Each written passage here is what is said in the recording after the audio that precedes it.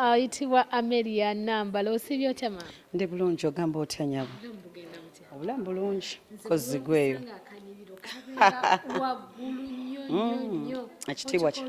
Ekitiibwa kya Mukama. Oba nsookerewa nti mbadde nkunoonya ebbanga ddene nga bingi. Amelia amiina. Tusookere ddala ku luyimba lwa Ttengerere. Ani yaleeta idea y'okuddamu oluyimba olwo? Nze nagireeta nze kennyini. Nenjiwa Gravity ne munoonya ne tuyambagana. Teyakuwanvuya? Tayampanvu yakubambi. Namusaba kye namusaba n'akinkolera. Awo nno wennyini ku luyimba olwo Full Figure yavaayo oba tugambe Dutyobolo oba Duvuma n'agamba yegwe maama wa Tengo oba kiki? Tengerere bitegeeza ki? Byakuyisa bitera we wabifuna kiki ekyakujjira? Full Figure mu kikwano gwange ng'omuntu. Kati kyabanjogeddeko olumu sikitwala nnyo serious kuba omuntu ze waba mukwano gwange sitera kutwala nnyo bintu serious bwe ntyo kati saakifaako nnyo. Ate abantu abali bagamba nti oba akuvodda oluyimba lwo. Anti omuntu yenna buli lwoba ne mukwano gw'omumanya. Kati nze nga sinna befriendinga muntu nnyo nsooka musoma ne mutegeera. Kati oyo mukwano gwange mumanyi bulungi. Manyi nti kati ne waba ayogedde kino ne waba era ate mba ready ku kyonna kyabakoze kye kyabayogedde kuba mumanyi. Embeera ze teziŋŋaana kujjako nti ndi mukwano gwe. So aba yayogeramu ekyo simanyi lwaki yakyogera naye kiri okke kuba mukwano gwange. Temulina otwalo munna ne Full Figure? Sisobola mukwano gwange gwe kyoba omanya. Naye ng'onyirira ebitambula ate oli munakuwavu kyokka gwe oyongera kunyirira. Nga ndi munakuwavu kuki anti mbu omusajja baamubba. Naye bannange wulira ate byozzeemu byesayagalira ddala kwogerako kubanga nze ndi mukyala omuzadde. Ndi mukyala atayogera nnyo bintu bya famire.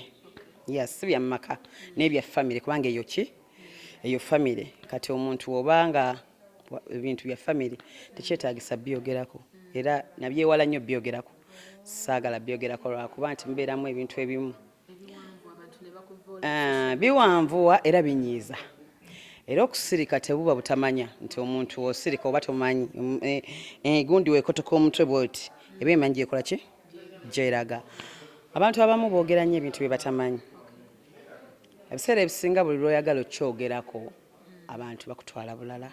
Kitegeera kuba omuntu oyinza obutaagala kwogera ku kintu kubanga nze kyensinga obutaagala saagala kudiscussinga famire mu social media. Saagala era nze sibeerangako awo nze obulamu bwange bwonna sidatingangako omuntu yenna nga wa social media kubanga saagala famire giteeka muki. Naye nga bw'omanyi ebintu by'ennaku zino byajja n'omuntu eyali tayagala bintu eyeweeyo bamusosonkolayo. Kitegeera mu bintu ebyo enewe kyekyo sandyagadde kwogera ku bintu ebyo. Olwaba kuvoola mbu oyina empisa embi be bamanyi omuntu toyinza mugaana ndowooza ye kubanga kyaba alowooza. Be bamanyi buli omu ayina endowooza ye nga bwakola ki bw'agyagala. Nze abamanyi nti nina empisa ennungi bamanyi. Abamanyi nti nina empisa embi era sigenda beekaka kuba yensi gye tukola ki gye tulimu. Just nze mu bintu ebyo saagala kyovulanga bannange ebintu bino naye neewala dda kamera nze kuba nina omuntu omu simanyi kubanga nawulira nga njagala oba mukubira essimu oba munoonye oba njogereko naye oba nkole ntya kubanga omuntu bagamba oba bakyogera batya mu Luganda nti egundi w'ogisosonkola ennyo oba ogireeta omusaayi. Olugero olwo lumanyi atuuka ekiseera n'ogireeta omusaayi kuba omuntu ne wasirika aba akola kyaluma. Waliwo omuvubuka bamuyita Tamale Mirundi Junior. Mwami nsaba kuba bamanyi byaggwa kuba kyemanyi kuba nali njagala mukubireko banjogereko naye nga bino ebintu byaffe buli lwo onoonya ku muntu babagamba anoonya mawulire anoonya ayagala bamulabe anoonya agenda fulumyayo oluyimba okitegeera. So nga ate omuntu tekimuggyako kubanga muki muntu kuba omuntu ayinza okusosonkola n'akusosonkola n'olaba nga akutuusa ewala.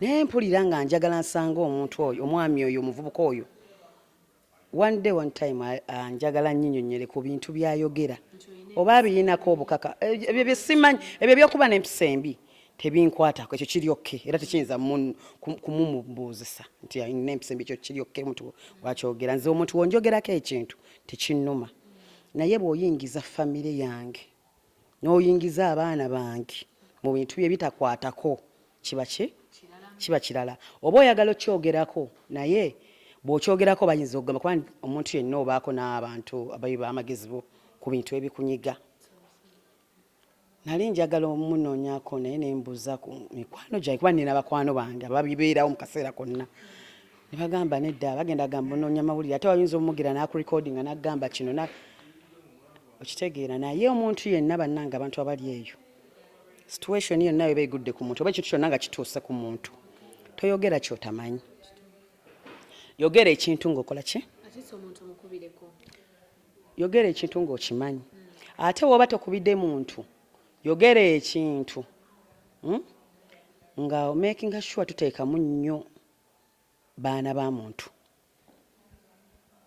toteekamu mwana wa muntu ng'oyogere ki ebintu byonna ebintu bya famire nga tobimanyi nze ŋŋamba abantu abamu mubireke naye omuvubuka oyo one day one time alinnyinnyonnyola omuntu eyamugamba ebintu ebyo kubanga waliwo omuntu abantu abayikweka mu bantu gwe n'olowooza ono naye waliwo omuntu ekintu kyayogera n'ogamba waliwo afiidinga naye nze muntu atatera kunyiiga ndwawo nnyo okunyiiga ate nze muntu eyeesonyiwa ennyo ebintu ebimu naye waliwo olumu ebintu ebiteesonyiika oyagala okyogerako tosobola bona okyogerako omuntu ajagamba onoonya kuba wali obaddeko mu payini ng'owulira olumwa kati kangeze ng'okufiirwa n'ofiirwa omuntu n'agamba naye nno oyo gwe wafiiriddwa bagamba gwe wamuse ntegeeza kimu ekyo wali obaddeko nga olumwa naye omuntu n'agamba nti ebyo nno ebigenda mu mawulire bagamba nti kubanga lwe nali nkimaliridde nga n'abawi b'amagezi bange mmalidde nnoonye ku juniya oyo oliya kuba nina amanyi obulungi era yankubira essimu nagambira sokojje nampita eri muga naye oŋŋamba kiyogera naŋŋamba eri amanyi kyogenda okukola naye kyogenda okukola kigenda kuvaamu bwekiti kigenda kuvaamu bwekiti twali tukyali naye nga tutudde oli nankubira essimu naŋŋamba Amelia nno mbwe ebigenda mu maaso waliwo agambye mbu gw'obiteekayo gw'obiteekayo nti gw'obiteekayo gw'oba ogamba omuntu awase gw'obiteekayo gw'oyagala okuva bw'otyo kwegamba siina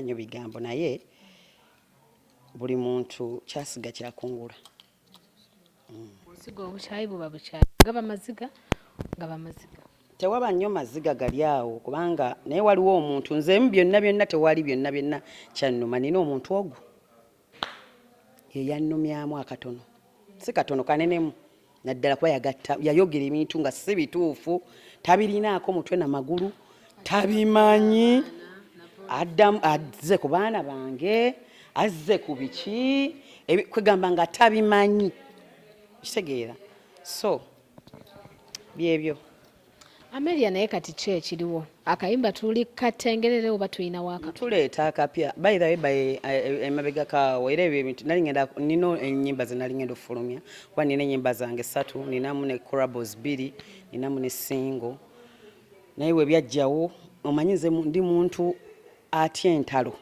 saagala ntalo obulamu bwange bwonna kitegeera kubanga omuntu we nalowooza okutaawo neŋŋamba abantu bajja gamba nkola ki nkola mawulire oba start so nga ate ffe oba oyagala okukola amawulire oba oyagala kukola start bingi nnyo nze nga nze Amelia bingi byennyinza okukola nyinza okugenda ebutambala nempita abantu bange ab'ebutambala ne tulya emmere nyinza okukola ekintu kyonna bingi nnyo byennyinza oyitamu nga tebiyise mu kukola ki kuvoolebwa so ekiriwo right now ngenda kuleeta akayimba ngenda kuleeta tubadde wanene mu musomo gwa mental health gwo ogwogerako ki ebiteeka abayimbi mu depression ebyo byennyini kati olaba nga ebimbaddeko byebyo byennyini otuuka ekiseera ekintu ne kikuluma n'onoonya n'owokigamba nga tomulina nga buli gw'ogenda okwogerako naye agenda kukola ki agenda kujajinga okitegeera kati n'oba stressed n'oba nga totegeera ate ne social media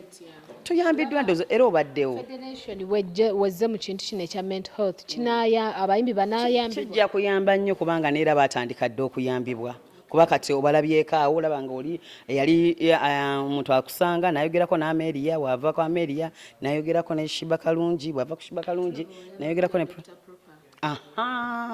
kati ng'ekyo twagende Dr. Proper yali bwati mweyo embeera ne kati wali aliki ali fine era okusinziira okuva ku biseera ebyo etwamulabira ndowooza nakakati olabawo ki olabawo enjawulo so kati omuntu abeera eyo n'alowooza nti omuyimbi wanaaba ne challenge yonna gy'ayitamu n'agyogerako nti ajja kubanoonya mawulire okitegeera si kyekituufu we tuba twagala okunoonya kati osobola onoonya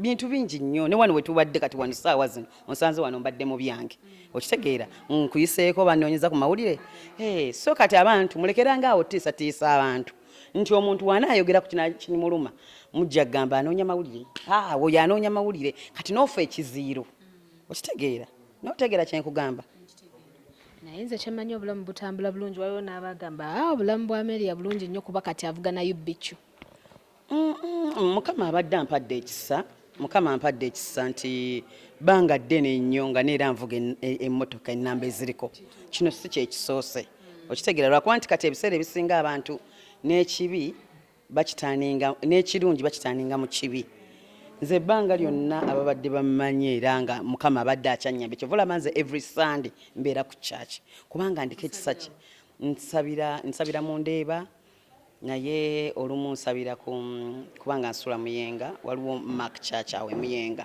kati nina church zange 2 so kati neebaza Katonda nti Katonda atuwa ekisa n'oyambibwa mu ngeri etya oba etya nobanga woli so nti webijja oli n'agamba tali akola nabwe kiti alina kyaba ayagala owuliza abantu akasembayo eri abawagizi bo nge bonna abali eyo abaagala Ameria Nambala I'm so sorry siyagalangako kubeera mu kamera nga siri bulungi oba nga njogera bubi sikyagala kuba sinza oyo naye nga bw'omanyi ebintu olumu